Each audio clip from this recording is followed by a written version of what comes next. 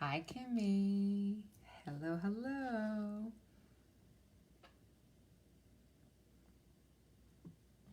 There's Nikki. She wants to be in my video. Da-da.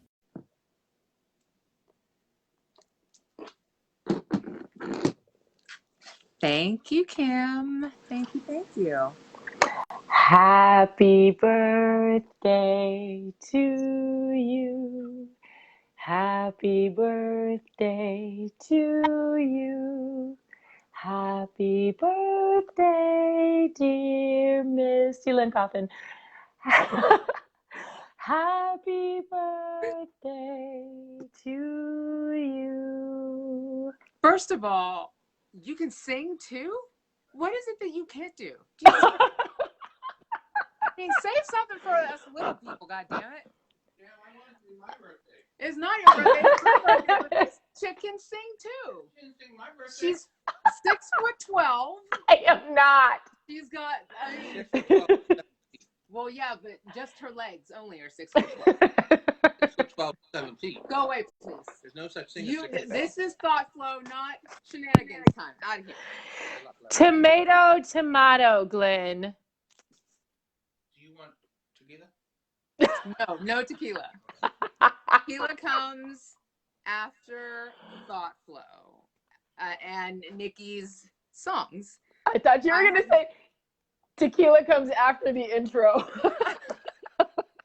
You know, it wouldn't be a bad thing for today, and that's all I'm going to say. But I had no idea you could also sing. I don't. I teach Pilates. Not unless you count my shower and in my car. Yeah. When I sing, planes fall out of the sky, okay? I mean, like, I'm not even allowed to sing happy birthday to my family. They're like, la, la, la, la, la. So how has the day been for you? It has not been the best of days. First of all, it's raining, and it never rains on my birthday, and I'm not at the beach. But sadly, I found out my beloved chubby kitty is dying. Oh no. Oh no. Kitty.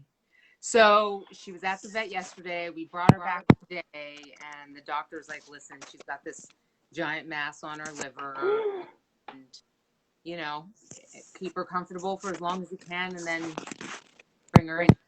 Or pay $6,000 to see what the nature of the mass is. And I was like, I love jobs and all, but I wouldn't put my grandma through that. So, what made you, what symptoms was she exhibiting? Like, was this just a regular routine vet visit or? No, over the past 4 weeks or so, we noticed her getting thin. Listen, chubby kitty is a Rubenesque kind of kitty. I'll have to send you the picture of her sitting on her back, pulling her Hi, belt John up. Williams. Got us up on the TV. That's right. Woo! See, look at us, changing lives. But yeah, so we noticed her getting really, really thin, but we couldn't take her in anywhere because no one was taking new animal patients or human patients even. So we had to wait a minute, but we were like, listen, she's kind of a skeleton at this point. You got to take her. And yeah, so bummer for Chubbs. Thank you, Chuck. Thank you. Yeah, so it's not been the best of birthdays, but I mean, it could be worse. I mean, I could find a way to make it worse. So we could postpone the election. Oh, Jesus. Hell to the knob. Thank you, Chuck.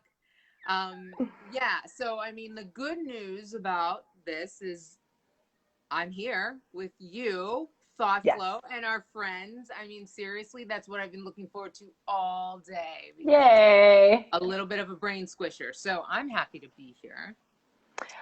I will tell you guys without giving much away, not anything away. as this progresses for us and as it flows, pun intended, as it evolves, as it grows, we are so excited. Yeah, we didn't do the promo this week. Okay, shoot us.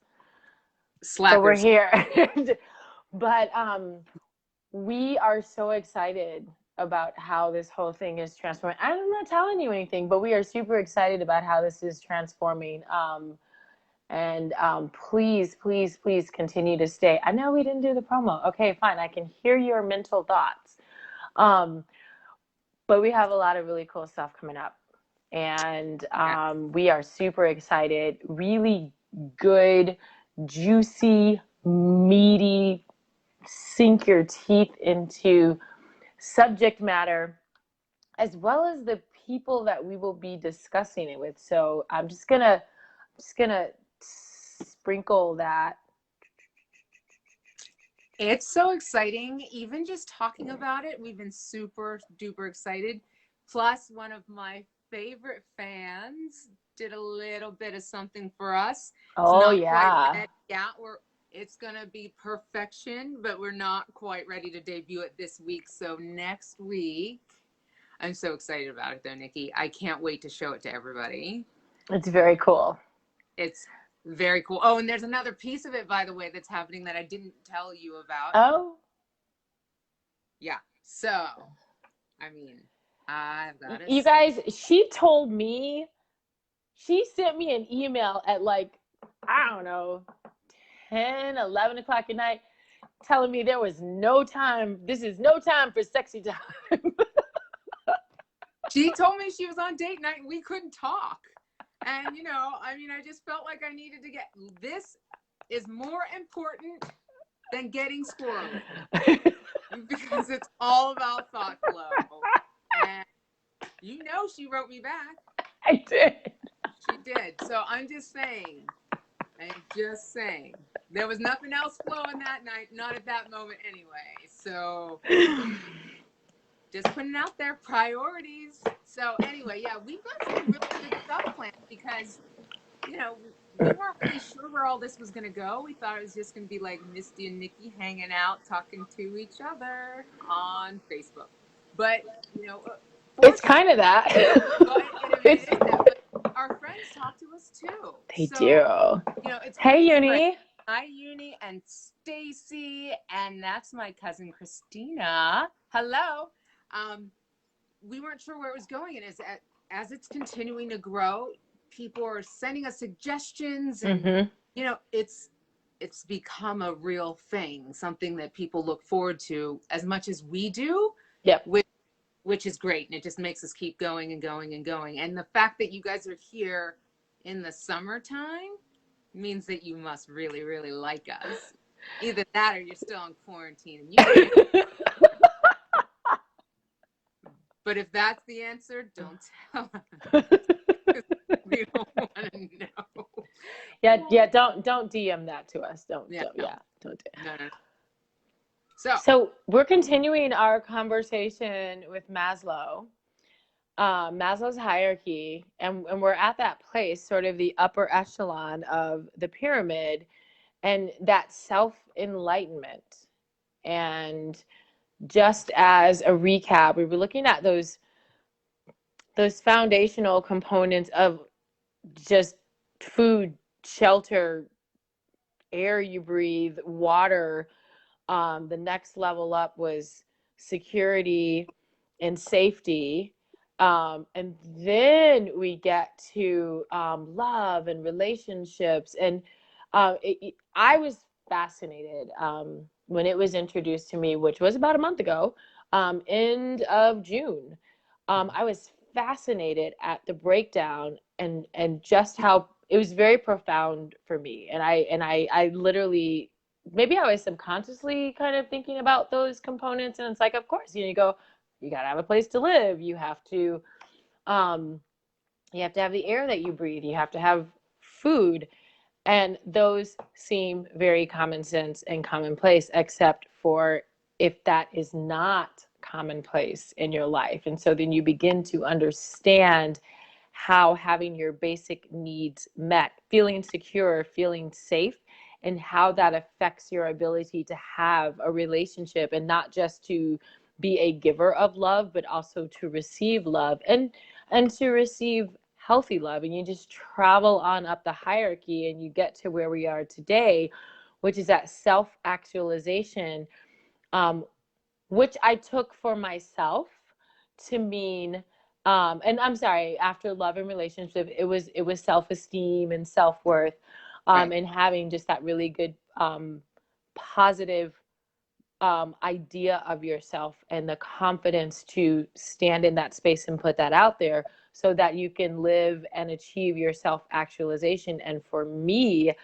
I have found that to be about, and I always say this, I do what I love and I love what I do, but really doing it with an intent and a purpose that goes well beyond how much money did I make today? How many sessions did I teach? But it's really about being in that moment with my clients, or with the class, or with the mentees, and living in that moment and giving them what they want, because it's coming from a place inside of me that is really about just that moment in time.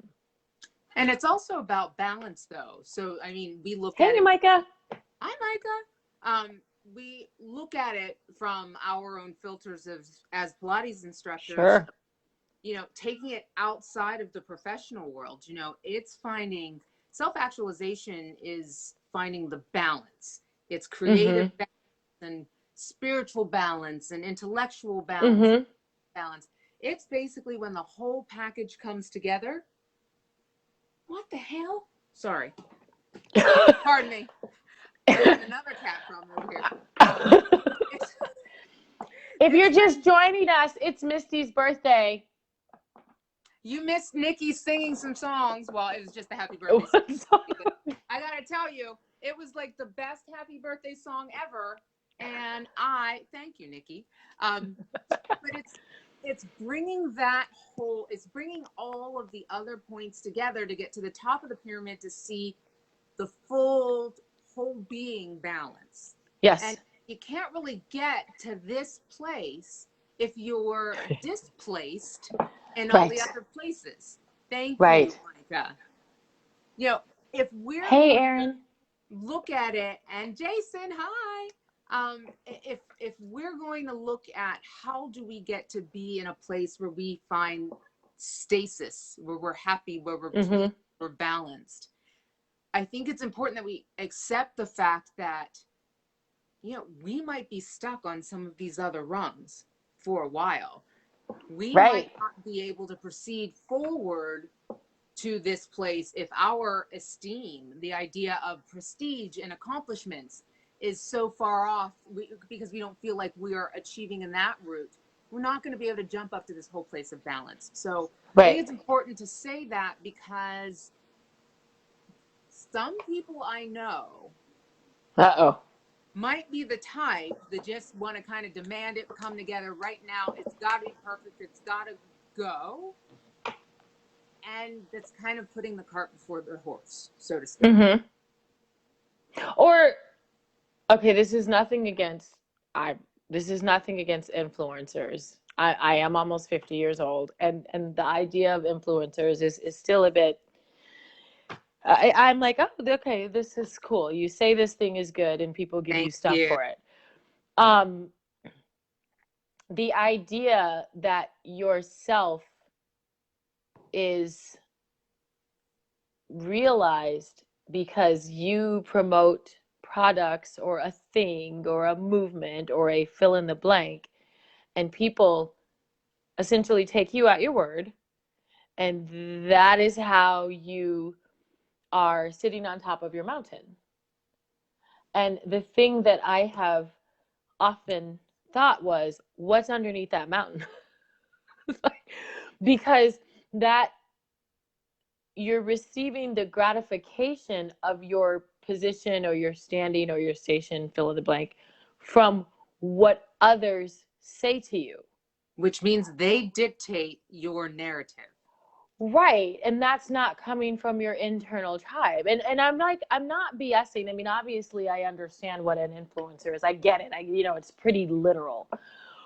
But it's it's hollow underneath, because if you slip and slide the wrong way, am I correct in that you could just Thank chop you. your, if you don't feed the beast of the base and they run away to the next big thing, is that it? You're done? You just slide down the mountain and The emperor has no clothes. Lots of love to you. Peace out.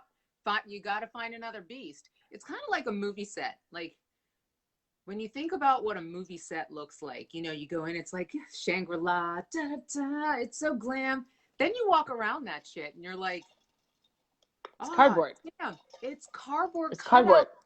out 2x4s. Wow. Or even worse, it's green screen. Like, there's no depth to that. Hey, Nikki.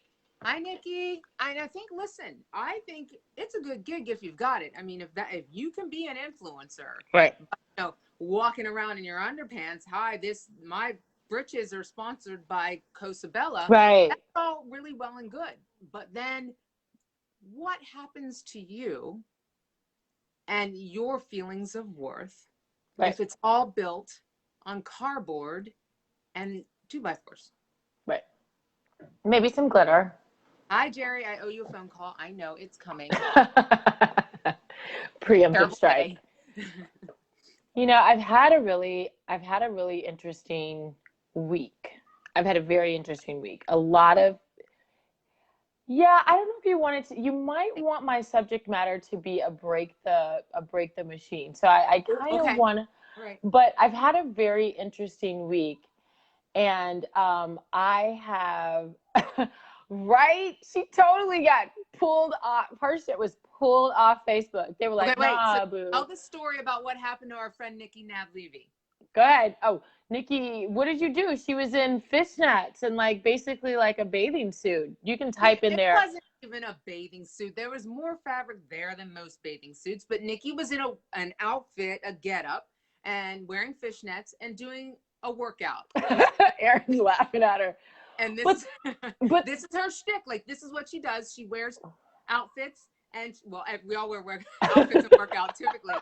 But she wears an interesting getup and she works out. You know why? Because she can. And this is what we do. But for some reason, the guardians of Facebook were like, right. I'm going to paraphrase it. They were like, this is porno. But right. she was on all fours doing a bird dog. That's it. There was no scandalous material involved. So go ahead. She also shows in a screenshot an actual scandalous outfit that she had on. On Facebook. Right. And then she didn't get flagged for it. It was just sort of like whoever was sitting at the flag desk just decided, she's got fishnets on. It's too much. It's too much. Yeah. We can't have any more hip extensions. See, Erin says it. It's salacious hip extension. Who knew? Who knew? I didn't know. But, okay, so to our point, I think Nikki is exactly the example of what we're speaking about when we talk about self-actualization, because the reality of it is that, I love her roller derby. Like, to me, she just looks like she's just full on like she put some roller skates on her and she's just full on roller derby. Can you see her in the slingshot? Nikki'd be like, taking them out. But there is such a self-confidence. And she's not like, from the videos that I've seen, like, it's not like she's being like sexy. She just has this outfit on and she's thought about it. And there's some leg warmers. There might be some ponytails. And she's teaching movement. And it's not sexy. It's articulate and it's technical. She's teaching movement and she just has a fun outfit on. And there's a level of confidence that it just can't be denied. And that's my attraction to it. And I'm glad you're on tonight, because you're actually one of the people that I thought about that you just stand in your space. That's it. And yeah. I love Nikki because aside from just standing in her space, She's going to tell you about it. She's going to tell you about it loud. And she's going to swear a lot. She swears as much as I do, maybe worse. I mean, I think one day we should just sit and talk and count the F-bombs. But I appreciate it because it is who she is. And it's not sticky. Like, this is who she is. She's not afraid to be who she is, publicly, privately, or otherwise. And I think that takes a lot of work. Yeah. Some takes a lot of therapy. For others, we're just born with it. But without that, it makes existence hard. No, it's very genuine. Like when I watch Nikki, it's very genuine. It really has nothing to do with what she's wearing. You know, I don't place any great importance on it any more than most people who know me know I wear all black. And hey, Jess. Hi, Jessica. But no, I mean, it's very genuine. It's very authentic, which I kind of feel like that's one of those terms or one of those words just getting slung around like, you know, yesterday's hash. But or what is that? What is that in Pennsylvania? Scrapple? Oh. It is scrapple, and there's absolutely no purpose for it.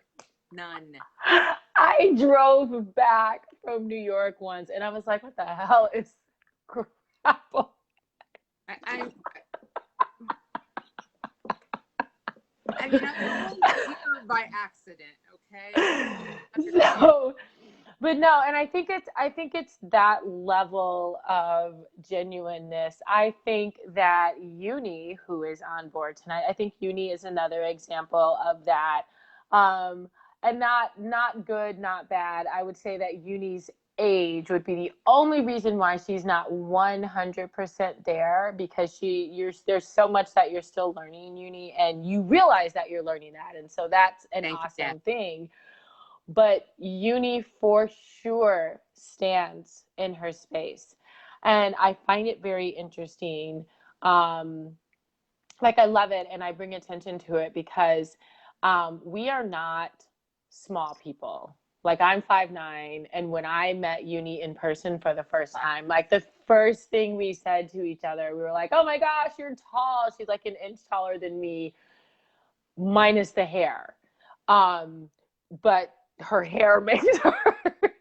But she's so unapologetically in her skin, and I love that. And we shouldn't have to apologize, you know, for the skin that we're in, for sure.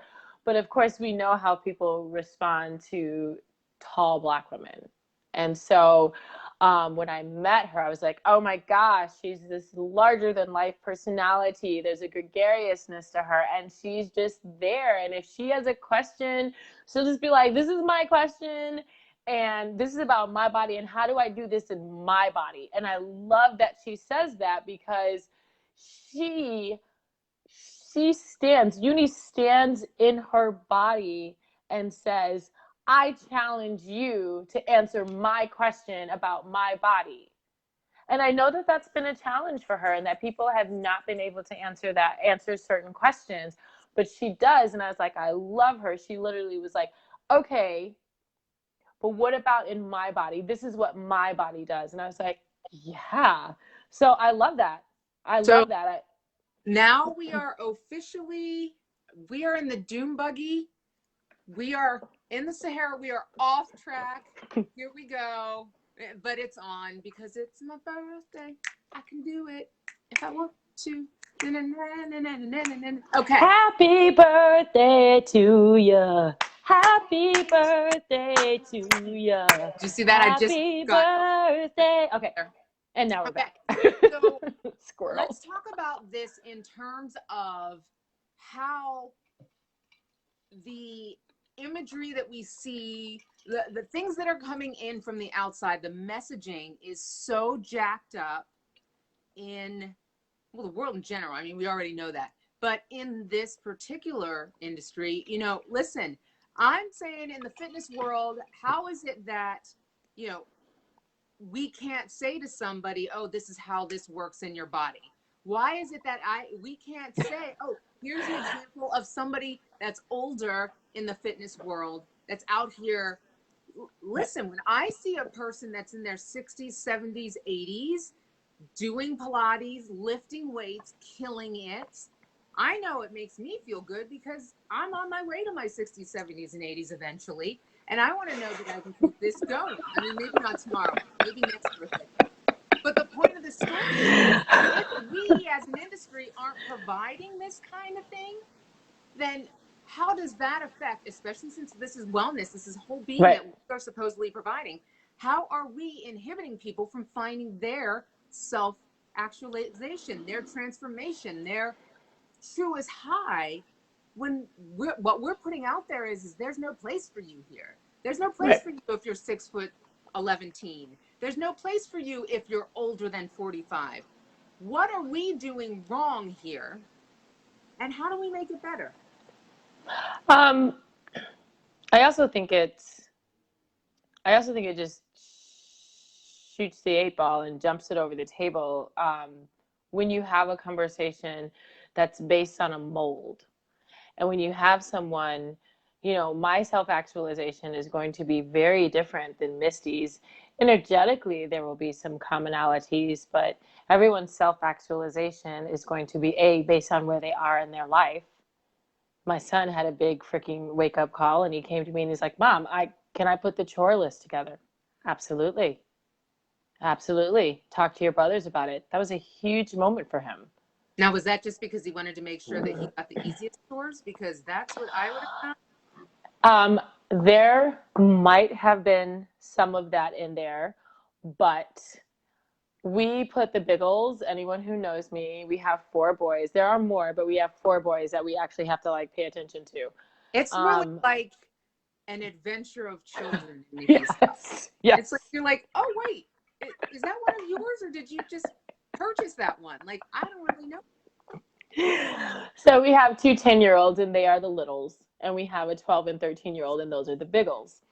And so for my son Aries, the one that I actually spawned, he is very, hey Missoni, he is very like, well, you should do this my way because I've already plotted it out, and I've come up with, been that way since birth. I love him. Birth. I have plotted this out. I have determined the best course of action. I don't understand why you're questioning me. So for him, he's also set up all of our Alexas.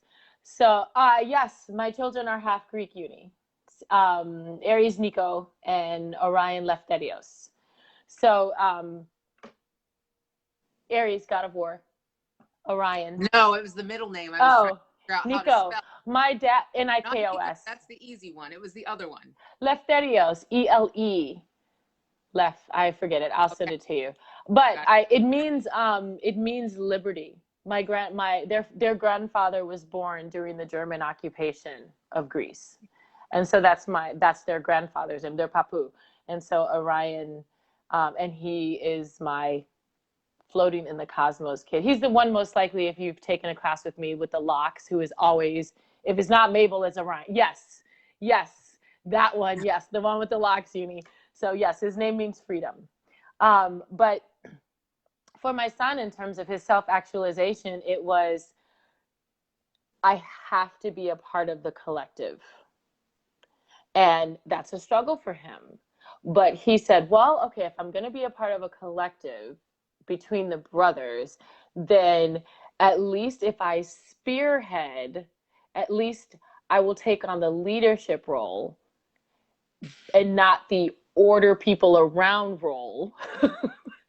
And, you know, so far so good. So that's where he is in his self-actualization. That's where he is, and that's a good place for him to be as he gets older. So different people at different points in their life, that looks different. That looks very depending on where you are. You know, whether it's you're graduating high school in the middle of a pandemic, and you still strive to go forward, and you make that shift, whether it's you are making that point that you can still teach Pilates, or you can still do your movement-based work, even though your brick and mortar is done.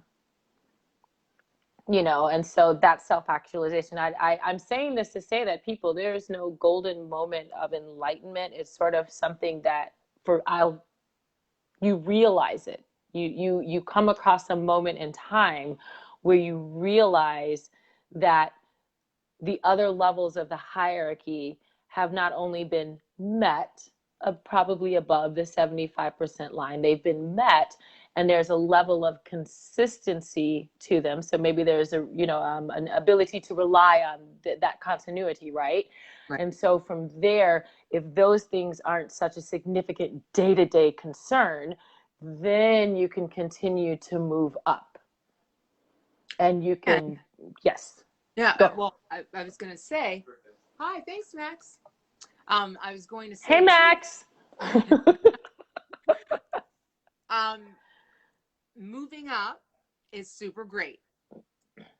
How do we, or do you notice in yourself or others that idea of ascension or moving up sometimes gets complicated? Sometimes some of us, I don't know anyone who would do this personally, but some of us might sabotage ourselves in that ascension because, well, thank you, Martin. Thank you so much.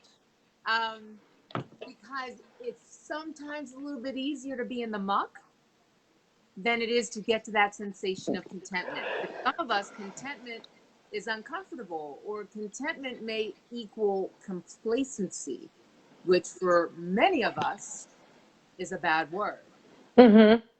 For sure. I think that people who don't want to, sometimes we get stuck in a place, right? We get stuck there, and that's what we know. That's what we're used to. And good, bad, right, or wrong, what we know sometimes has a great level of comfort. Mm-hmm. And because we trust it to an extent. Right. And I'm just going to tell all my deets tonight. My boyfriend and I are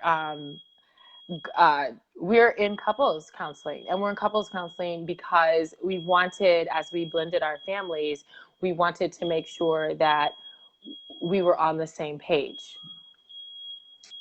I feel like it's coming from my house. I mean, do you have to go? Like, nope. Nope. They will knock on the door if they need me. So no, I'm not going. So, but we started going to therapy because we wanted to make sure that we were in a position to parent our children. Sure. And parent our children who were coming from different backgrounds, different perspectives, his perspective, my perspective, and blending that all together. And so we did it intentionally, and it's really interesting how he has spaces that are uncomfortable. Am I bugging you? Do you think it's uncomfortable? Yeah. No. All right. I'll go see if my kids are burning alive. If your house catches on fire during ThoughtFlow, it's going to be a bad birthday. Oh, they're calling me. All right. Keep talking, Misty. Okay. Well, what is it? In the garage. It was full of smoke. While Nikki gets the fire hose and rescues all 11 teen children. Oh, sounds better. In the meantime, let's talk about whatever we were just talking about. I can't honestly tell you I heard a word of it because I was about ready to run through plate glass. But I will tell you this. I don't even really remember seriously what we were talking about because I don't do beeping, buzzing, and noise very well. Therapy. She was talking about therapy. Thank you. Keeping me Jesus. Because, I mean, I literally did not hear anything you just said. All I was thinking is everything is drilling into my soul. No, my kids are crazy. I just grilled out for dinner. And so the grill, and we put bricks in our grill because it holds the heat. If you put bricks in your Weber grill or whatever, I'm just using brand names. Buy Missoni, and then it holds the heat, and you don't have to use as much charcoal. So we just put like literally those 4 bricks. So the thing doesn't cool off until like 2:00 in the morning. Orion pulled the grill into the garage and closed the garage. Are you sure he didn't pull it into the bedroom? Because it sounded like it was like be right next to you. Like you were gonna like serve me some birthday hamburguesas or something. It's just like, it could have like happened. My kids are crazy. Like our grill is always outside. I'm like, what moment in time made you think to bring the grill into the garage and shut the garage door? And the grill is like at 300 degrees. You know what? That's boy logic right there. All right, my apologies. Real life, some real life going on. Some real life, yes. Okay, I'm just saying, Nikki. If this keeps going, it's the horny toast is coming out. I'm just saying. Is that just a straw? You just open that up and insert a straw? Pretty much. I Well, got some okay. extra straws. It's just a basic tequila, but you know, It's a pretty big jar. It's a pretty big bottle. I like pretty big margaritas. I'm just saying. Okay, so you're in therapy with your partner. Oh, yes. I'm gonna slide Yes. right in real quick and tell you. Yeah. When Glenn and I went to therapy,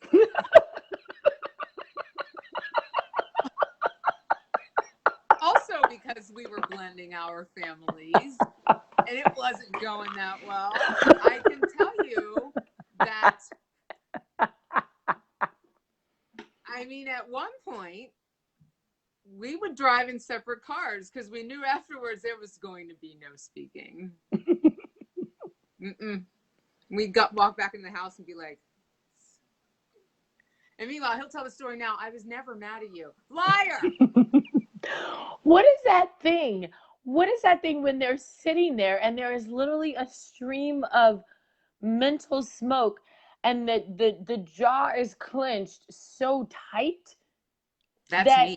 And they're like, no, I'm not mad. And I'm like, yeah, you are.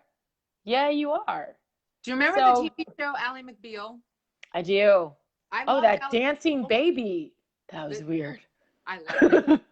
But in my brain, like, this is the way I process stress. I squeeze my butt really hard when I can't, like, show it on my face. But in my mind, you put on a diaper, I'm ending this broadcast. I'm ending it. Okay. But yeah, I mean, that baby thing, and now I can't remember what I was thinking again. You're killing me tonight. You brought it up. You said Ally McBeal. Oh, that's what I was talking about. So yeah, so like the way I process stress, like if I'm really upset and you just see me do this, something terrible has happened to you. Something really, really bad has happened. You've expired in some terrible way, and I liked it.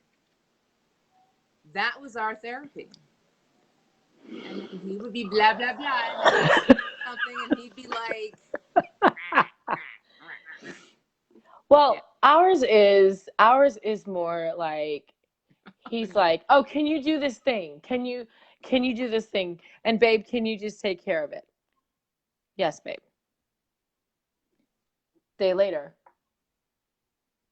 Well, why do you have to be so independent? Because you asked me to do this thing, so I did it. And I'm not trying to control you. You just said, can you do this thing? And so like the other day, he was like, oh my gosh, I totally realized that I do that to you, don't I? He's like, I put a bunch of stuff off on you. And then in my mind, I'm like, why is she trying to control me? And I'm like, So for us, it's been really, really good. And it's definitely helping us to shape our relationship. And it's definitely helping us to move not just forward, but up in our relationship. And to actually get to know each other, because we've been together for 4.5 years. And like, you know, like when you're almost 50, like that's a long time, because you don't have time to like BS. Like you just don't have time. Oh yeah, that's right. Martin knows him. Martin met him. So yeah. So you just don't have time to BS. like, you know, like this is not, I'm not 25. Like I'm only going to spend so much time with you. And then I'm moving on. Cause you know, I'm doing the countdown for my kids to get out of my house. Well, not really, but you know. Oh, I am. I mean, I super love him, but peace out. Like, okay, well, I mean, like, I don't want him to really peace out too far. Like, right now, he's at his Mimi's house all the time. That's my mom. In fact, I'm like, honey, won't you come home, please, and spend some time with your old mama? And he's like, my Mimi needs me. And I'm like, needs you for what? What needs you for? I'm your mother. I'm your mother. 4 hours of labor. 4. It was rough. I barfed the whole time. Like, can't you bring your ass home? The answer is no. Yeah, but you know. But it's the most important relationship next to his relationship with me, and he can have it all day because my grandmother, one of them died when I was very young, and the other one died when I was older, but we weren't as close. And so to see him have that relationship, and you know, and everyone that knows my mom knows that she is like the bomb diggity Shazam. So like, I understand it. I would hang out with her too. Aww. In all of her time, but that's a different story.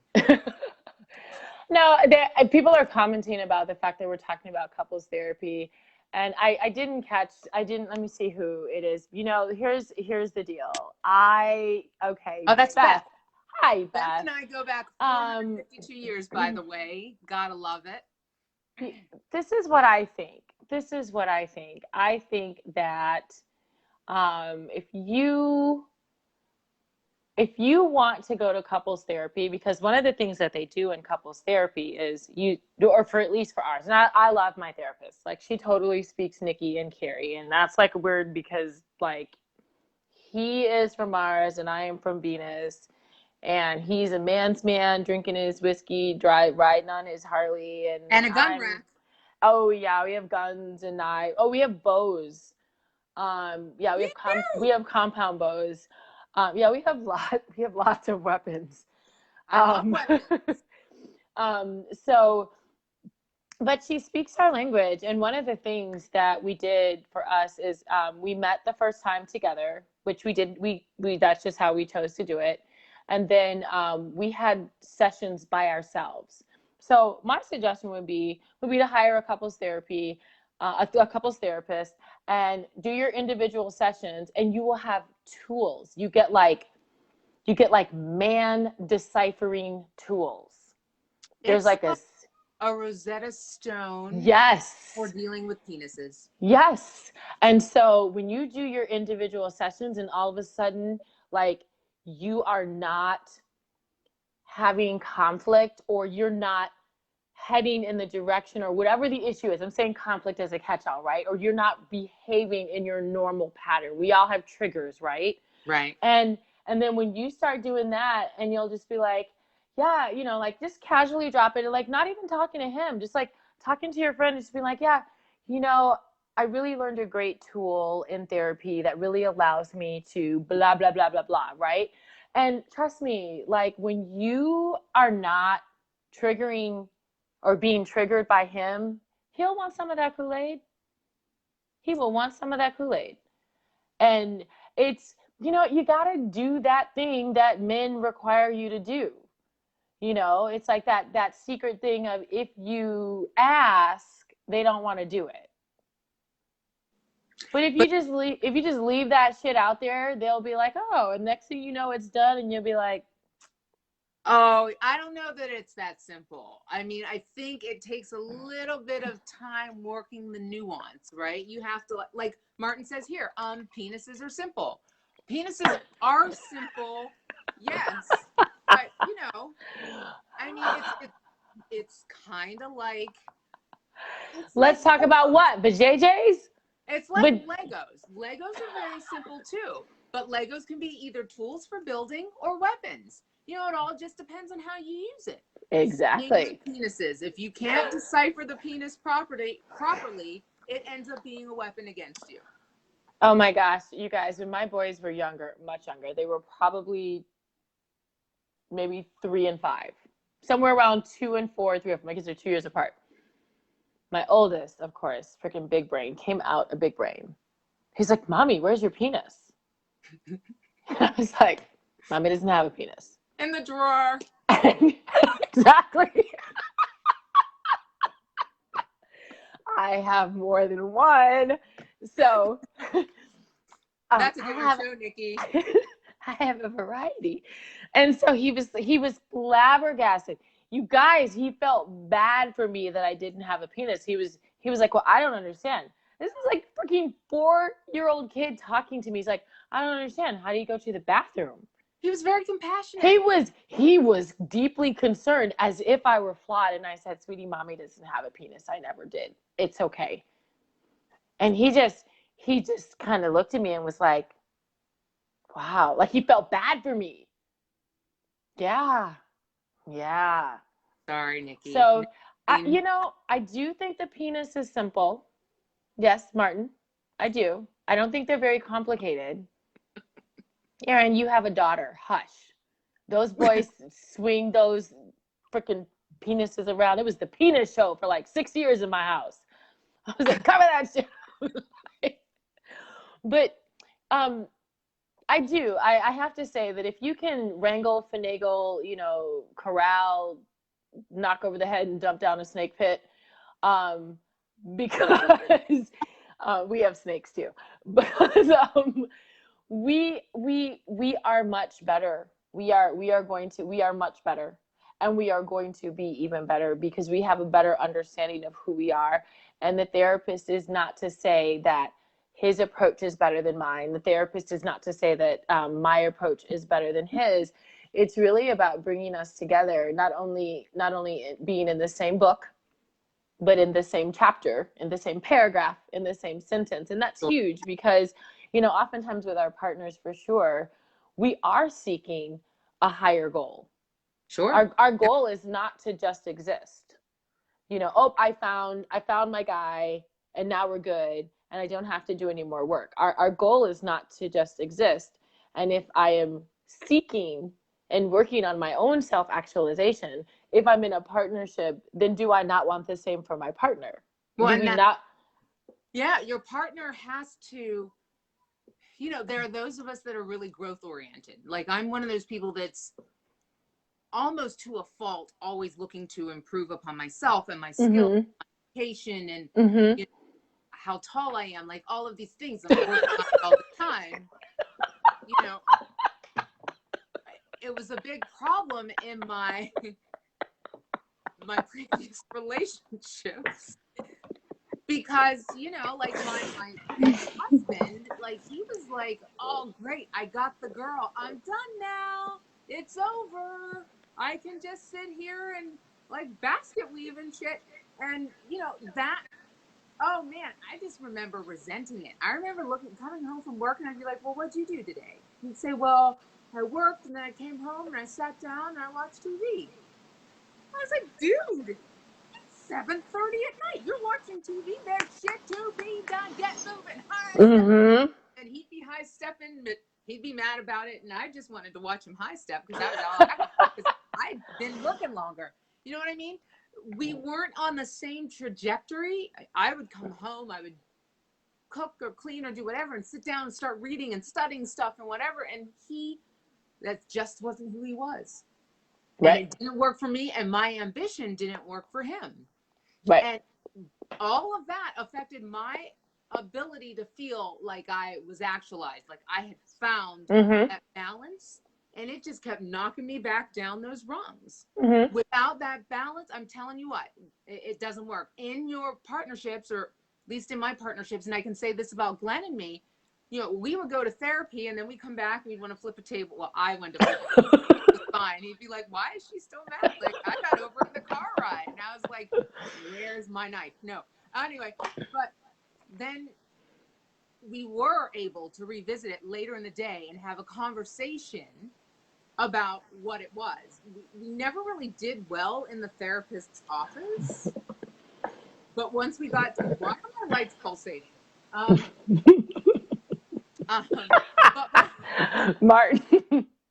But once we got home, it was a lot easier to work through because we'd had time to ruminate and churn over it. And I second what you said, having that time with the therapist individually, because sometimes your shit is your partner's shit is your shit, and sometimes your shit is your shit that you're bringing to the party, and nobody for sure. Nobody wants a shit party. No relationships do well in shit. And I think, you know, I know for Carrie and I, we both bring shit. I'm a gatekeeper. I am for sure a gatekeeper. I do not like conflict, and so I have a habit of absorbing people's, and it's like, you know, my catchphrase is, I'm fine. And typically when I say that, I'm like, fine asshole. Yeah. Like, and so that was good. Like, he was taking advantage of that. Like, me being fine was good. It's like, you know, let's see what we can pile on her. And it doesn't mean that I was doing the brunt of anything, but I was not speaking up for myself in a way that I should have. I was not speaking up for myself because I wanted everything to be fine, and I wanted to be supportive. Right. But in being supportive, I was negating myself. Absolutely. And that's a thing. Mm-hmm. You know, like that is definitely a thing. And so, and I'm not a crier. Like, I'm really not a crier. I'm just not. Like, who's got time for that? Like, that's just how I feel. Like, honestly. Are you one of those people, like, when I see people crying, I get mad. I'm like, what the fuck? Why are you crying? Why? They're like, well, what if my cat just got hit by a car and then an anvil fell on my mom? I'm like, well, put your shit together. We don't have time for all this crying. God. No, I'm not a crier. Like, I'm just not. But it's been very good for us. And like I said, there, as I'm progressing in both my physical self, but also my spiritual self, I want us to move in that path together. Mm-hmm. And we are realizing some really, like, good, juicy bits. Thank you. We are realizing some really good, juicy bits about the other person, and really just being able, you know, like, he said this really cool thing, like maybe last week, or I don't know, one day, because I never know what day it is anymore. And he said, I took the glasses. He's like, I got new lenses for my glasses. He's like, I see her in a totally different way. And he said, and I love the person that she is. I always have, I always will. He's like, but I'm really seeing who she is and what she's capable of. And it's like, you know, and I was like, that's so sweet. And it is. And it's like, you know, he's my biggest. Did he buy you a gun after that? Was he like, baby, oh my God, he wants. I'm going to get you a Colt 45 and not the beverage. Or is that a different kind of Colt? No, that's a malt liquor, girl. You got it. No, but there's a gun that's a Colt. There's a gun. There's 45. Yeah, that's the one I have. So, nope, I have a knife. He told me I have to master my knife. And then, yes, he wants to get me. Yeah, he's got a Sag Sauer. His handgun is a Sag Sauer. And then he's got a bunch of different, my boys and I were reading, oh shoot, I forgot, Artemis Fowl. I don't know if you guys know that book. It's actually kind of cool. My boys and I were reading Artemis Fowl, and like in one of the first, I think in the first page, they talk about a Sag Sauer, and he was so excited. He was like, he's got a Sag Sauer. He's like, that's my gun. I digress. But I love where our relationship is going, because it's not about me trying to keep from hurting his feelings, and it's not about him trying to keep from hurting my feelings. It's about us being able to have conversations that progress and move us forward.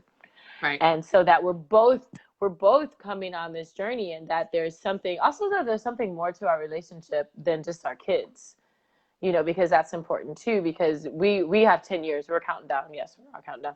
And we want things that we want together for after that. And after they're gone, after our youngest is out of high school. And so we want to move together. We want to grow together. And so, no, I don't want my self-actualization just to be about me, because I'm in a partnership. Indeed. 100%. Yeah. Yeah. And I think that when we look at it in terms of how we go forward. Right. we each have to be solid in order to go forward together. And, you know, Yes. for those of you that don't know, Glenn has had he had a major health scare last week. It ended up not being as major as it looked like, but it was really Hey, freaking Stacy. traumatizing. I was like in a little bit, I was in meltdown mode. I may have cried for about 11 seconds.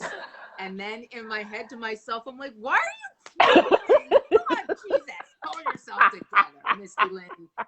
Get up and shut up.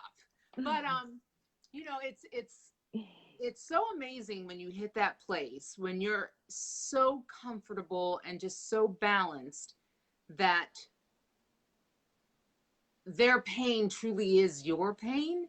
Mm-hmm. And it don't mean in a sort of an alien symbiote sort of way. I mean in much more of a heart and soul connection way. Absolutely. And that was so hard for us to find with navigating the blending of our families, our kids together, very different ages, very different types of children. You got 2 and 2 that are pretty similar, don't you? We do, yeah. See, Glenn's kids are, you know, they're both in school to be, one's in school to be an engineer, the other one's in school to be a programmer.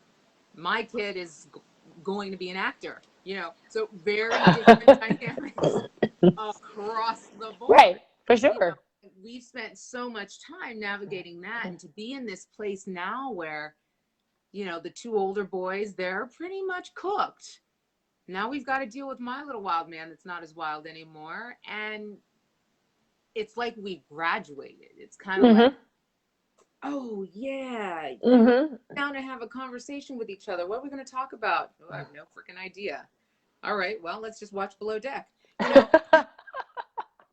it's just a really neat place to be in. But we've had to do a lot of work to For get sure. And for sure. that work is definitely not for the weak at heart. I tell people all the time, they're like, would you blend again? I'm like, well, I mean, I don't know. Is there a lot of money in it? Or will I get a private jet? Because is this a reality show? Is this I'm just saying. I don't know. But it's a tough navigation. It is a tough navigation for sure. But I love what each kid is learning from the other kid. Misty, where'd you go? Oh, okay. I'm sorry. She's like, surprise! I'm about to have some technical difficulties here, and I don't know why. So keep talking. Intermission. No, I mean, I love what the kids are learning from each other, and I love what one of the kids what the kids have said to us about Carrie and I is that they have seen us argue, and Carrie's just one of those. Carrie just has a booming voice. He just has a booming voice. I swear he's bigger. He thinks he's bigger than what he is. And wait, Carrie isn't he like 6'29" or something? No, Carrie's like 5'11". Martin's seen him. Really? He's shaped like a superhero. That's why he's got big head. Oh my god, he's like got Mr. huge Fantastic head. Superhero, like really big head and chest, very small little ankles. Yes, like he has no hips at all. Like no hips, no butt. It's all like, I mean, his arms are like this big, and like literally, he's got that like A-frame, broad chest. But he's not that big. He's a good size, but he's not like, yeah. So yes, he is shaped like Mr. Incredible. And he's got locks. Well, he's cut him a little bit down here, and he's got like a. So one of the things that the kids said that they really like about us is Carrie and I will get into it, or we'll have an argument, and at the end of the day, we're still there. Right. And we tell them we're not going anywhere. I'm like, yeah, he gets on my nerves, and I get on his nerves, but we're not going anywhere. Like, this isn't ending up, you know. And I get that. I get that for sure, because neither of our kids, the original parents, are not together.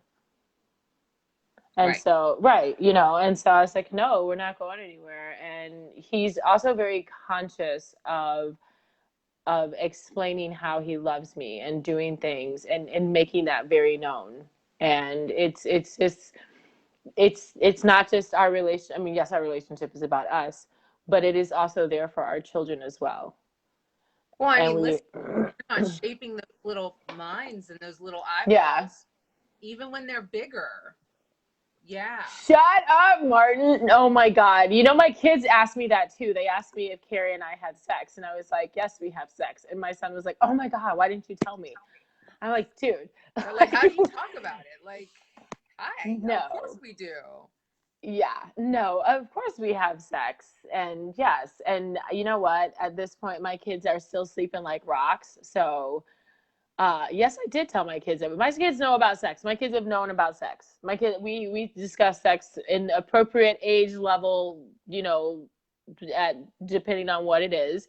From the time that they were like 3 years old, we have a book, and we just have, and it's grown. And I've also talked to my boys about um, sexual harassment, and we've talked about how, yeah, you know, because I have boys and I have brown boys, and so we have to have that conversation. For sure. You know, just the boundaries. Like for Carrie, the boys are not allowed to be downstairs without shirts on. He said it's inappropriate because there are women in the house, and they're not allowed to come downstairs, especially the Biggles. They're not allowed to be downstairs out of their room just wearing their underwear. And we're in that transition, right? Because they're just now 12 and 13, but like before, when they were like 7 and 8, like who cared, right? But he makes that distinction, and it's very, yeah, we're very conscientious about that in our house, so that they can be respectful. And I think, you know, once again, when you're raising boys, Mm-hmm. you don't have to do it with girls. I mean, I'm not saying that at all, so don't send me any nasty grams. I know that you have to do it with girls, but I also know that it's a little bit different. I'm having camera problems there. I also know that it's a little bit different when you are raising boys and boys of color. Mm-hmm. You know, just because of the police situation Right. and whatnot, you know. Right. So, yeah, I told Harrison about it as soon as he started asking about it. Mm-hmm. And you know, it was never uncomfortable. Mm-hmm. This may shock you, but I speak very directly to my child, and I No. tell him exactly what I'm thinking and exactly what I think he age appropriately needs to hear. It's important. We didn't Mm-hmm. talk either. Why bother? He, you know, I mean, he was a baby at one point, but like, I just don't think you do that. I think it's pretending, and pretending is lying, and lying is bad. So when he asked if Santa was still a thing, I was like, no. I mean, I don't want some dude coming into my chimney. I really want that. And then, I mean, did he steal these toys? Stealing is bad. Is that what you want to deal with? Like, oh, forget it. No, I do. I've always given my kids, I've always told them, and my youngest will say to you, pardon me, my oldest will say to you, Mom, why do adults lie to kids? Why? There were all these kids who say they believe in Santa. And I said, well, what do you think? He's like, I'm pretty sure you and Dad went and bought those Christmas gifts. And I said, okay. I said, but how about, since you know that? He's like, yeah. I'm talking to my kid, and he's like 4 years old, right? Yeah. He's like, yeah. He's like, how about if I just not say anything to the other kids? I'll just let them continue to be lied to. And I was like, dude. Was this Yeah. Orion? Of No, course. that's Aries. No, oh my gosh. Orion was pulling his teeth out last month so that he could get money from the tooth fairy. I mean, can you just wash the dishes? No, he wanted them out. Oh, okay. So He wanted, yeah. My little sister, she doesn't listen to this, so I'm going to say it. I'm going to tell the tale. So Santa, of course, you know, was BS. And she figured that out pretty early. She was over the whole Santa Claus thing pretty young. But we were like, I want to say she was in the 4th grade, and I'm 6 years older than her. Oh, wow. Okay. And one day we were having a chat, and I was like, you know, I mean, I still don't understand why people are into this Easter Bunny thing. And she was like this. And I was like, I'm going on. And I stop, and I realize she's like now 20 feet behind me. And I turn and look, and the kid is like I stole her favorite. Yes. Word. Yes. She was devastated. Yes. I was like, Yes. well, damn, kid. I mean, think about it. You didn't think the guy coming down through the chimney, which we don't have one, was real. But the rabbit giving out the chocolate and the eggs, that made sense to you? What kind of Hold on. The giant size rabbit. giant size. Huge, giant, scary.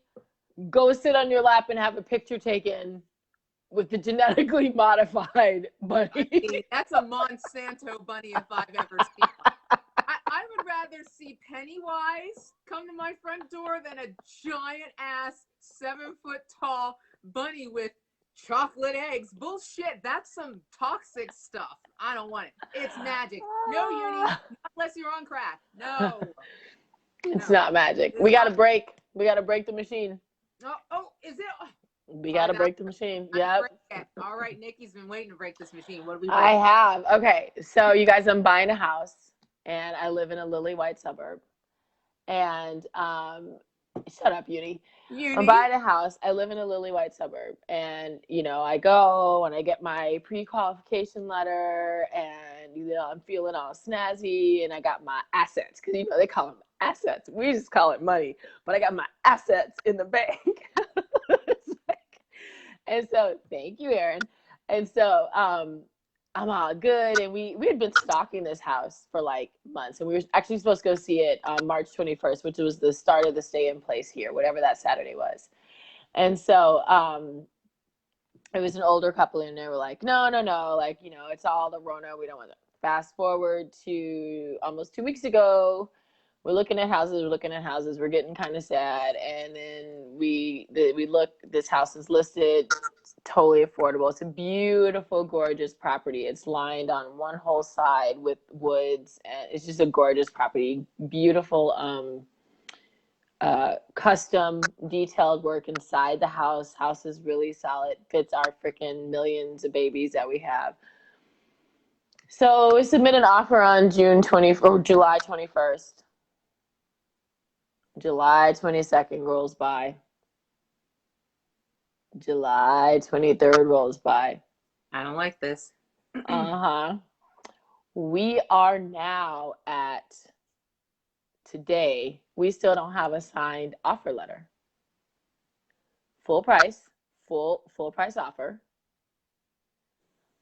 With contingency to purchase the lot behind, which no one's going to buy because it's behind our house.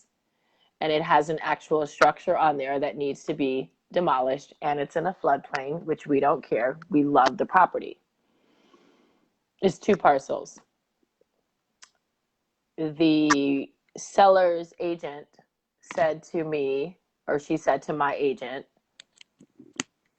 why don't you just have her send her bank statements so that illegal. You can't ask for someone's bank statements. So that I can confirm, I can assure my clients that she can afford it. Again, I started the conversation with, I have a pre-qual letter for the entire amount, not just a loan. I have a pre-qual letter from my broker who's been in the business for 30 years. So we sit and we wait and we sit. So if anyone, I'm a first-time buyer, but walks like a duck, talks like a duck. And so, yes, Jason, this is Living While Black. And so my broker, our kids go to school together, and I chose her because she grew up in my town. I live in a little bitty town, maybe 50,000 people. And she's literally like, I've never experienced this. She's like, I don't understand what this agent is doing.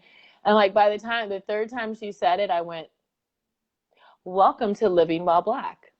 Mm.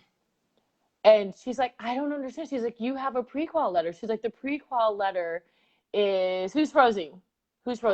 Oh, I thought you meant we were frozen. Yes, Aaron. And so she's like, I don't understand. She's like, you have a pre-qual letter. She's like, the listing didn't even ask for a pre-qual letter. She's like, you've actually submitted more than you're required to. She's like, you could have just made an offer.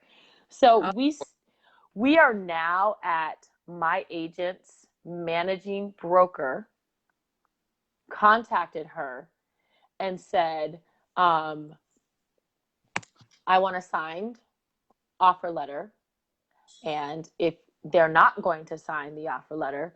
If they're going to decline, they need to formally decline. And I want a detailed explanation as to why your clients, wait for it, who have been trying to sell their house for over a year and are trying to leave because they're retiring to go to Wisconsin, why our buyer is not sufficient.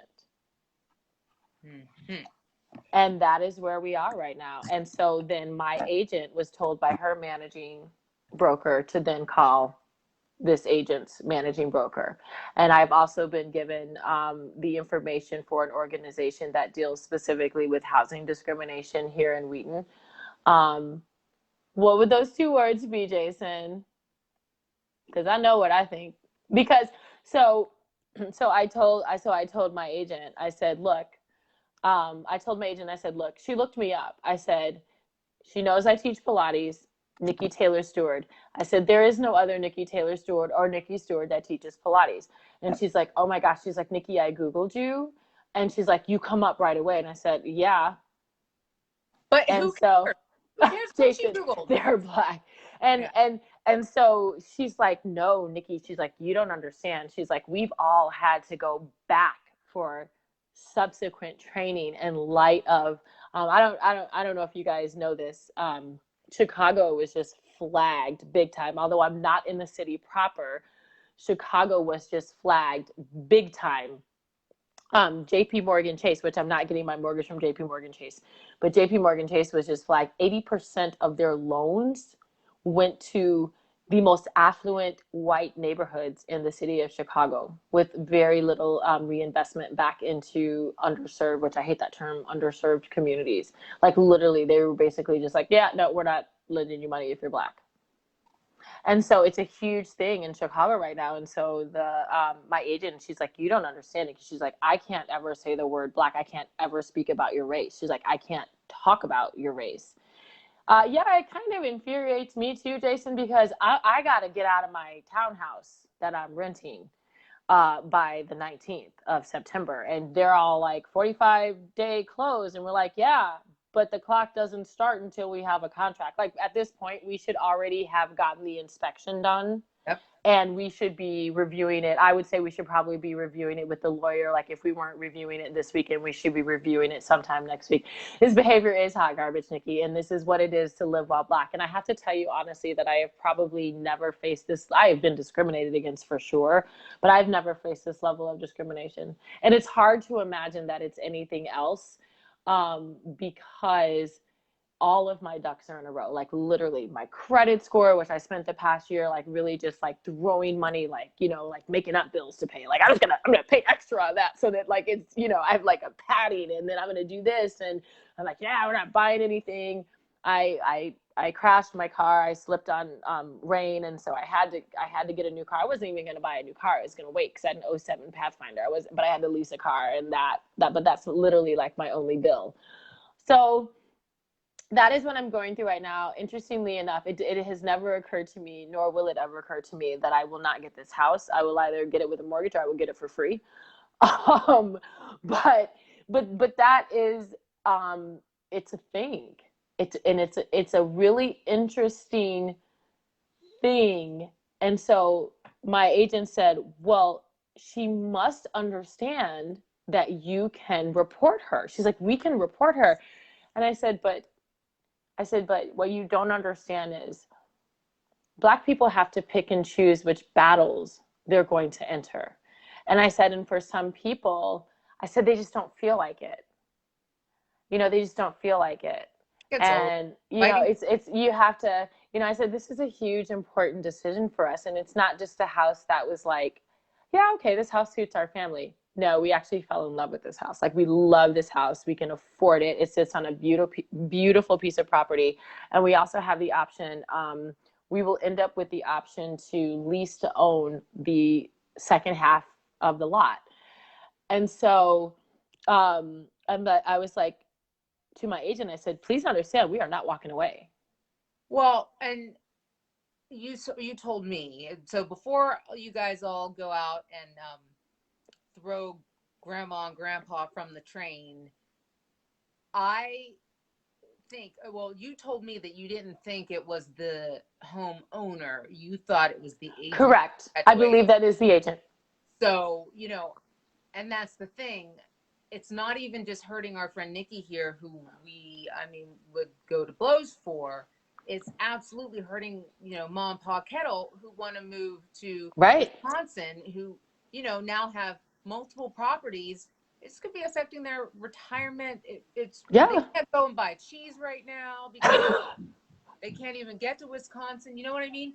This woman has decided that she can control all of these people because of her racism. And that's what people don't realize is that racism doesn't just affect the person who you're offending. It's much, much bigger than that. Yeah. So. Yeah. And it's racism, obviously, for sure it's racism, but it's also someone deciding.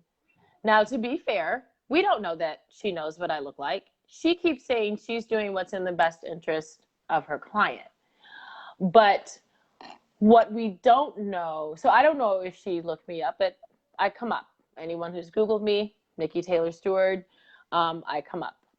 Their house state that they have to show any and every offer. They have no other offers. And that's what I'm saying is have they even done that? Because if not, those old people are probably sitting around thinking, well, what happened to this girl? She was so into it. Right. So that's why the managing broker called and said, there are no other offers, because you would have to disclose that. Because remember, we're heading towards the second week. Sunday night will be a week since we put the offer in. We put whenever the 20th is. I was going to say, it's been longer than a week. No, it's been longer. We put it in on Monday the 20th. It was late Sunday night because we saw it, and then late Sunday night. And so Monday morning, we'll say the 20th. So she said, she's like, you would have had to have disclosed to my agent by this point if there were other offers. She's like, you haven't disclosed that there are other offers. She's like, so I need you to explain to me why you have not had your seller sign off on our buyer who is more than qualified to purchase this home. So that is what, like, literally. And so my broker updated my pre-qual letter because there was we're self-employed, assets, yada, yada. And so he's like, no, you're good. He's like, I like what I see. He's like, I'll just make the pre-qual letter say that it's for the full amount, you know? And so it rather than your loan amount plus what you're bringing to the table, he's like, I'll just make the pre-qual letter say the whole thing. Right. She was still questioning. And he's like, this is all she gets. He's like, she doesn't get anything else. And he said, and we can do a 45-day close from the date the contract is signed. You can't hold me to 45 days based on some random date. He's like, there's no contract. Well, but now you are stuck. You are at 20 days away from when you have to be out of your condo. No, September 19th. Oh, okay. Yeah. You can still make it, but if not, you have to do. If things come up in this inspection, you're going to have to wait for that to be done, move out, or potentially take on another month in the condo. Like, who wants all that? She's also potentially fucking with my interest rating, which I'm going to really bring up because at the time that I got my pre-qual letter, I was at 2.75. Can't beat that with a stick. No. And so, so there's a lot of things that are, so, but this is what, and it's funny. Like, I'm finding the humor in it. I am, because my agent is hilarious. She's like, I've literally never encountered this before. She's like, I don't even understand. She's like, literally what she's doing is unethical. And I just laugh at her. And I was like, two black men walk into a Starbucks. I'm like, it's not a joke. They get arrested for doing exactly what millions of people do on a daily basis. This is living while black. It's a real thing. And you can say, and you drive around my town and you see, Black Lives Matter sign, and you see the Martin Luther quote, which I can't for the life of me, but an injustice, you know what I'm talking about. An injustice. Yeah, you know what I'm talking about. I just can't remember. It's late. But I'm like, but sometimes that's until somebody moves next door to you. Indeed. Everyone's okay. Lives not mattering as long as they're over there. And the funny thing about us is, I'm like, damn, we're the Black people, and we got a Harley. And he leaves the house at 6 o'clock in the morning. Oh, no. Maybe that's what they found out. You're those Black people. I'm like, so that has been my interesting week. And it's like I said, I mean, I wasn't mad. I wasn't, frustrated, but I have never once had the sense that it is not where we are moving. And when I was just kind of looking at my own self about the self-actualization, this probably 5 or 6 years ago, I might have walked away. And I might have walked away because I didn't feel like I had the gumption or the chutzpah to deal with it. Someone challenging my ability to do something like that might have internally challenged me. And it didn't matter, right? Because this is numbers, right? This is based on facts. This is based on what is in my bank account and what isn't. This is not based on a feeling or an opinion. And I have to say that probably 5 or 6 years ago, because of where I was, I got divorced in 2015. Definitely, I probably would have had an apprehension. I can't tell you for sure one way or the other, but I certainly didn't have the level of confidence that I have in myself. And I was like, I'm never going to see these people again. I'm like, we love this house. I said, we are already talking about how this house is going to be like a part of our family. Like, that's how much we love this property. I was like, I'm not walking away. I said, I will pitch a tent and look at somebody crazy. And I don't know if that's right. I mean, maybe you can sleep in your car off the sidewalk, but the space that I'm in now, even in the middle of this umbrella of the pandemic or whatever that's going on in the United States of crazy, no, I'm very self-assured, and I'm not standing down, and have even gotten a plan together of how we're going to get that price down on the second lot when we do the lease to own.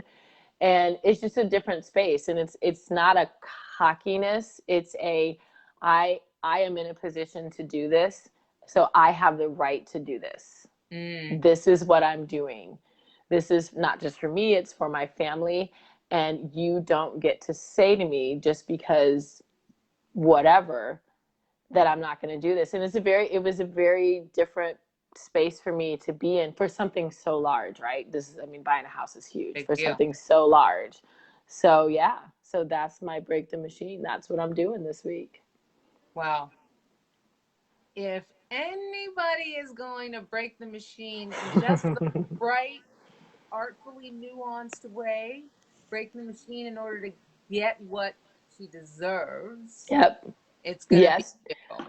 What is Jason saying? He's typing, I'm sure. But I just, it's astounding. And then with whatever that was that Trump, you saw that he reversed the Biden. I swear I haven't had any tequila.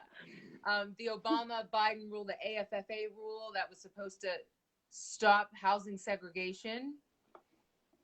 And I wonder if that at all is kind of what's going on here, if it's related to that rule, that law. Maybe this is something that people... But wasn't that also about... they're not going to label me the militant Black woman, Jason, because I come with Care Bears and rainbows. I refuse to be that person. I label you with that anyway. It doesn't matter. Yeah. So. No, and I get that. You're right. But that's what it is. That's what it is to live while Black. And people don't go on. Yeah, people don't understand. Like, there's a lot of white people who really just don't get it. And I could see that a lot of people were just sort of flabbergasted that was my, that this is my experience. But you could have that conversation with a bunch of Black people and they would be like, yeah. Okay. Wait, there Thursday. Yeah, like what you gonna do? Yeah. You know, like, and that's the thing. It's like, whereas there might be an agent or a broker who would bend over backwards to get you into a house that maybe you couldn't afford, we're coming to the table with more than being qualified and being told no, because it's Thursday. And we don't sell Black people houses on Thursday. No house for you. We don't do that on Thursday. No, there isn't. There is no living while white. No, there isn't. Well, except for the privilege. I mean, it's the complete opposite. It's as if, because you are white, why would we not have access to this? And in the same breath, because you are Black, why do you think you have access to this? I'm for sure getting that house, Nikki. I'm for sure getting that house because we've already made plans for the house. So no, and it's not, I guess for me, the big moment was not allowing something that I really, really, truly wanted and desired to be tainted by someone's opinion of me, or supposed opinion. Because I don't know, I don't have proof, but I sure in the hell know it doesn't take almost 2 weeks to sign an offer letter when the seller has been trying to sell the house for a year.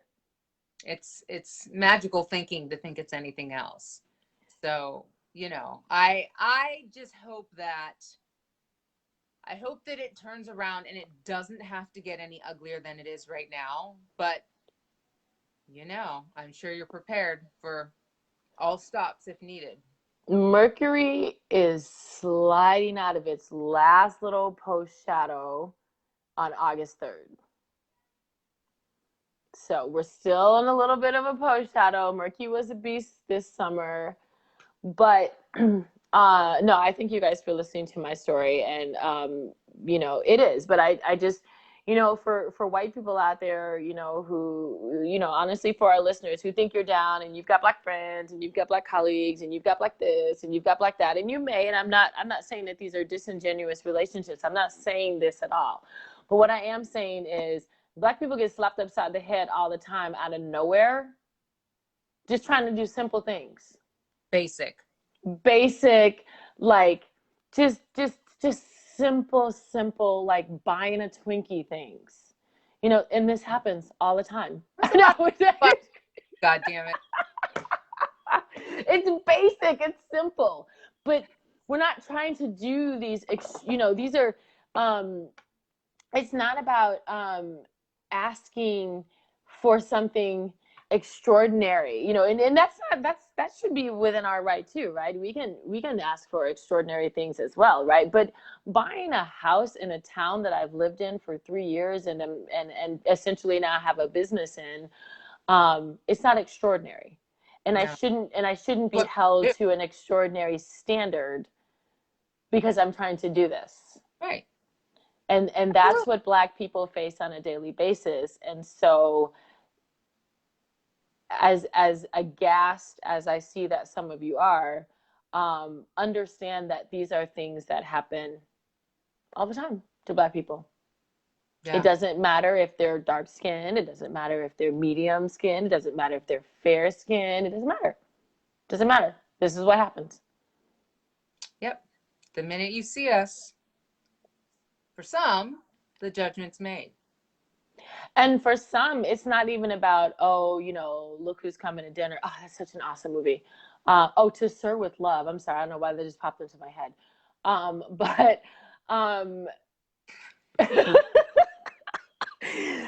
Sidney Poitier. It's a really great movie. To Sir with Love. Go watch it.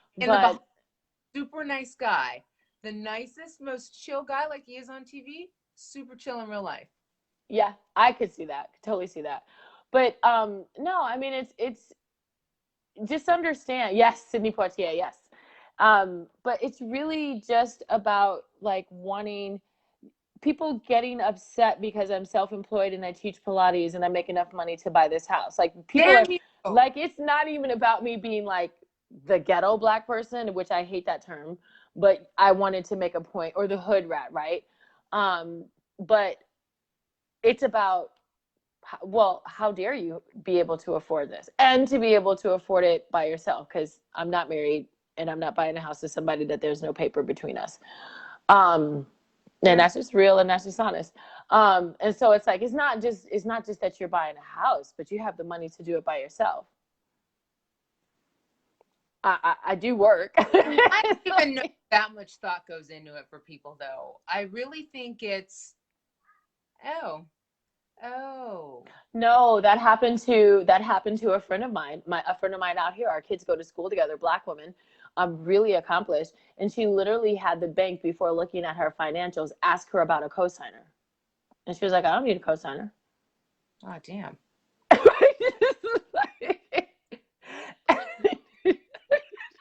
See, it's not legal to slap people, but it's why? like, What dialogue, Brett? What dialogue? Why the fuck? Why the fuck can't I buy this house when I qualify? What is the dialogue? Well, I mean, I think if you, I see where he's going with it. I'm a button pusher, and I would just be like, oh, so okay. But I'd be like, I love you, Brett. I mean, I would call that other agent. This is me, though, because I'm a bit of a penis sometimes. Not an easy penis either, by the way. I was gonna say. But I would be like, so I'm starting to feel like you have an issue because you have everything that you need, and yet you seem to be confused. And if I had to go approach the buyer with this, I mean, the seller, it would be kind of ugly, don't you think? Like, do you think that I'm just going to sit back and let this go on? But like I said, I'm a bit of a penis. Like, I can't, like, this whole situation makes me want to come to Chicago and deal with it. But, Rona. Oh, no. She is very socially active. Am I saying that right? Like, she sits on a board of like a shelter. She's very active in her church. She's very socially active in the community. Community's not that big. She's very socially active. And I said, that's great. I said, she's going to get an earful. She's getting reported. She's absolutely getting reported. So, it's disgusting. It's so It is. And it's, I am not doing this. My son, do we get money for this? And I said, no, babe, we're not getting any money. He's like, well, then why are you doing it? I said, because she needs to understand that whether she thinks she's acting with racism or not, she needs to understand that she can't do it. She doesn't get to question my ability to afford a home for my family in the same way that everyone else who's buying homes out here. And it is definitely one of the more affluent suburbs. Doesn't matter. I don't care if No. Not in the back of a Pepsi truck. She doesn't get to ask. No. I mean, there are laws against this. She needs a reckoning. Well, what I told my son was, I said, you know what? I said, baby, what if there was someone who came before us that she did this to, or that another realtor did, and they didn't have the gumption to stand in their space? I said, what if house? Maybe that's one of the reasons why it hasn't moved. Maybe this woman thinks she's the ultimate gatekeeper. Yeah. And I said, but what if just any agent in our town? I said, what if anyone stopped a Black person from buying a house and they didn't have the wherewithal to fight? And right. I said, that is why I'm doing this.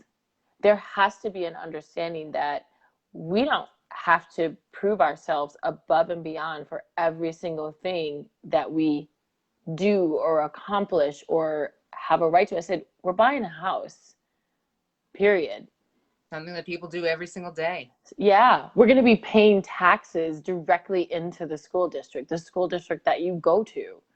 I said, they're saying, no, we don't want your tax money. Like literally, that's what they're saying. Well, I don't know that they are saying it. Again, I think this agent is saying it. I think she's playing judge, jury, executioner. Sure. She doesn't have the right to do that. I give them it. Oh, yeah. Quietly. Very sneaky. Like a sniper from the side. I just come up around, and next thing you know, like, oh, where'd she come from? Mm-hmm. Well, So what do you give her the Care Bear stare? What was that? You're Care Bears? Yeah, she's gonna give him the Care Bear stare. I'm gonna kill her with kindness. I'm gonna kill her with kindness. And and that, like, that's a thing, it's like I could have ranted, I could have raved, and Carrie was looking at me like, babe, and I was like, what? I was like, dude, I'm good. I'm like, there's still a post shadow for Mercury retrograde. I'm like, I'm good. I'm good. Yeah, it's probably best not to yell under those circumstances. I'm like, I am good. I'm like, I have done everything that we have. We've got our assets in play. I just like saying that, like I have a yacht, and I'm like, we've got our assets. And I said, this is universal stuff. And then I will say this one more thing, because I know that this kind of started like in Pilates land. I got a letter today from the people who own my building. They have allowed me to terminate my lease retroactive to February. To February? No payment required except for my security deposit. Oh, congratulations. So I was like, we're getting this house. I was like, we're good. Yeah. I was like, and so that came today. So I was like, I'm just going to sit here and just let stuff happen. And it was huge. I had walked away, but you don't want to walk away and just have like hanging over you. But yeah, it's huge. It's huge. Awesome. So I sent it to my friend who's an attorney. She's going to look it over and, get my stuff out. I got a place for it to go, and I'm selling equipment. Shameless plug. But yeah. A Deborah Lesson chair? It's a basil design. I am going, Jason. It's a basil design. And so no, I can't sell my chair. I don't own my DLP chair. It's a prototype. I only have eyes for that chair. You don't want mine. Because the way that you the way that you shifted to a Wonder chair is so complicated. It was one of the last major kinks they worked out, and now it's so super easy to get the top off and change it to a Wonder chair. You wouldn't want mine. So, fine. But it's coming, and you can get it in that dragonfly or dragons that fly green. But anyway, I know we're way past time, guys, and you guys are just hanging out, chilling. The best though, because you're still here, and now we're having industry conversations about shit that doesn't matter. We're just a squirrel. You really love us, and we do. Love you back. We do. August is going to be such an amazing month. Yes. And there may have been a little bit of tale telling in the chat. So I don't know if any of you caught it, but yeah, there's big stuff happening. And Nikki, I just got a message about the other thing I was talking about. So good stuff, guys, coming. August is going to be a really great month. We're trying out some new stuff, and we hope to see you.